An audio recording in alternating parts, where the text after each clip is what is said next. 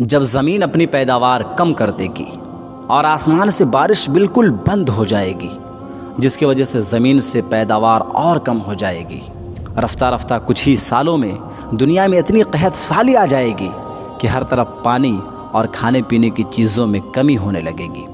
جب ایسا وقت آ جائے تو سمجھ لینا کہ دجال بہت جلد نمودار ہونے والا ہے۔ دجال کسی خاص شخص کا نام نہیں ہے، بلکہ یہ ایک لقب ہے۔ جس شخص کے اندر یہ نشانیاں جو آپ صلی اللہ علیہ وسلم نے بتلائی ہے اگر پائی جاتی ہوں تو وہ دجال ہے۔ دجال دنیا کے نظام پر ایک سوچ کا نام ہے۔ آپ صلی اللہ علیہ وسلم نے قیامت کی 10 بڑی نشانیاں بتلائی ہیں، ان میں سے ایک دجال بھی ہے۔ یعنی جب قیامت قریب ہوگا تو دجال دنیا میں ظاہر ہو جائے گا۔ دجال یہودیوں کی قوم میں سے ہوگا۔ ہر نبی نے دجال کے فتنے سے اپنی امتی کو ڈرایا ہے، مگر ہمارے نبی صلی اللہ علیہ وسلم نے بہت ہی صاف اور کلیئر انداز میں اس کی نشانیاں اور اس سے بچاؤ کا طریقہ سمجھایا ہے۔ دجال کا فتنہ بہت بھیانک ہوگا۔ آپ صلی اللہ علیہ وسلم نے فرمایا، آدم علیہ السلام جو دنیا کے سب سے پہلے انسان ہے، اس کی پیدائش سے لے کر قیامت تک کوئی بھی فتنہ دجال کے فتنے سے بڑھ کر نہیں ہوگا۔ اس کو نکلنے سے پہلے اس کے لیے راہ ہموار کرنے کا سلسلہ یہود و نصارہ کی طرف سے جاری ہے۔ اس سلسلے میں اسرائیل کی خفیہ سازشیں تو کافی عرصہ سے جاری ہے۔ دجال کو اللہ نے بہت زیادہ طاقت و قوت عطا فرمائی ہے۔ اس دنیا کے تمام وسائل اور ساز و سامان پر اس کا قبضہ ہوگا۔ جب دنیا بہت ہی بھیانک قحط کی لپیٹ میں ہوگی، اس وقت یہ ساری دنیا کے ارد گرد اپنی ماڈرن سواری کے ذریعہ چکر لگائے گا۔ دجال دنیا میں 40 دن رہے گا۔ پہلا دن 1 سال کے برابر ہوگا، دوسرا دن 1 مہینے کے برابر، تیسرا دن 1 ہفتے کے برابر، اور باقی دن عام دنوں کی طرح ہوگا۔ اس کی 1 آنکھ ہوگی اور پیشانی پر کفر یا پھر کافر لکھا ہوگا، جسے صرف ایمان والے پڑھ سکیں گے۔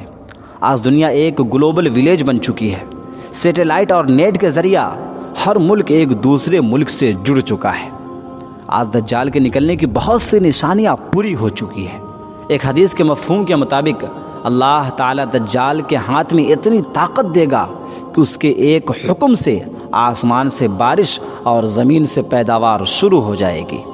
زمین اپنے خزانے اگلنے لگے گی، اس کے پیچھے خزانے اور لوگ ایسے چلیں گے جیسے شہد کے مکھیاں رانی مکھی کے پیچھے چلتی ہے۔ اس کے حکم سے جانور صحت مند ہو جائیں گے اور بیمار تندرست ہو جائے گا۔ وہ لوگوں کو ایسی ایسی چیزیں کر کے دکھائے گا جس سے لوگ اس کو ایک پاورفل آدمی سمجھنے لگیں گے۔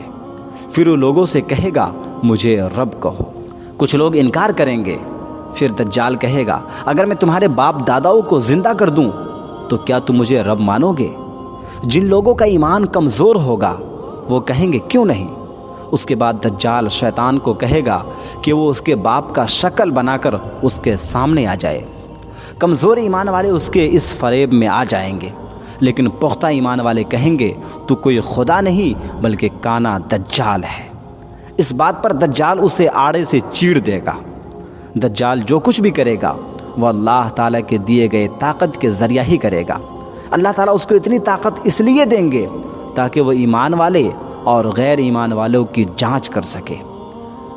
جب دجال کا پوری دنیا میں رعب اور دبدبہ قائم ہو جائے گا اور پوری دنیا میں فساد پھیلائے گا، عین اسی وقت حضرت عیسیٰ علیہ السلام آسمان سے اتریں گے۔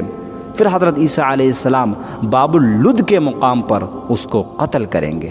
دجال کے ساتھ 70,000 یہودیوں کی جماعت بھی ہوگی۔ یہودی لڑائی کے دوران غرقد نامی درخت کے نیچے چھپیں گے اور یہ درخت یہودیوں کو اپنے اندر چھپا لے گا۔ فتنہ دجال آدم علیہ السلام سے لے کر قیامت تک سب سے بڑی اور ہولناک آزمائش ہے۔